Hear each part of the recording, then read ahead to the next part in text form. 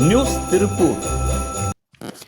திருப்பூர் மாவட்ட ஆட்சித்தலைவராக இன்று புதிதாக பொறுப்பேற்றுள்ள நாரணவரே மனிஷ் சங்கர் ராவ் அவர்கள் பொறுப்பேற்றவுடன் மாவட்ட ஆட்சித்தலைவர் அலுவலக வளாகத்தில் உள்ள 7 தளங்களிலும் உள்ள அனைத்து துறை அலுவலகங்களிலும் நேரில் படியேறியே சென்று பார்வையிட்டார்.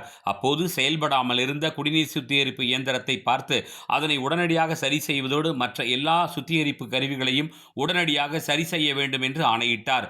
தொடர்ந்து வருவாய்த்துறை அலுவலகங்களை பார்வையிட்ட போது அலுவலர்கள் இன்று போராட்டத்தின் காரணமாக வரவில்லை என்ற போதிலும் இனி வருகிற நாட்களில் 10:30 மணிக்கு மேல் அலுவலகத்திற்கு வருகிறவர்களுக்கு அரை நாள் விடுப்பு கொடுத்து அனுப்பிவிட வேண்டும் என்று கண்டிப்புடன் தெரிவித்துள்ளார். அதேபோல் வளாகத்திற்குள் போட்டித் தேர்வுகளுக்காக படிப்பவர்களுக்கு தனியாக ஒரு அறை தயார் செய்து கொடுக்க வேண்டும் என்று சொன்னார்.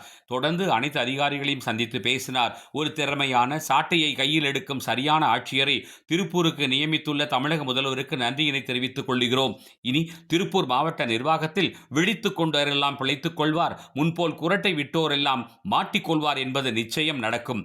தீர்க்க முடியாது என்று சொன்ன பிரச்சனைகள் எல்லாம் தீர்த்து வைக்க வந்திருக்கும் இந்த மாவட்ட ஆட்சித்தலைவரை திருப்பூர் மாவட்ட மக்கள் முழுமையாக பயன்படுத்திக் கொள்ள வேண்டும் என்பதே நமது வேண்டுகோள்.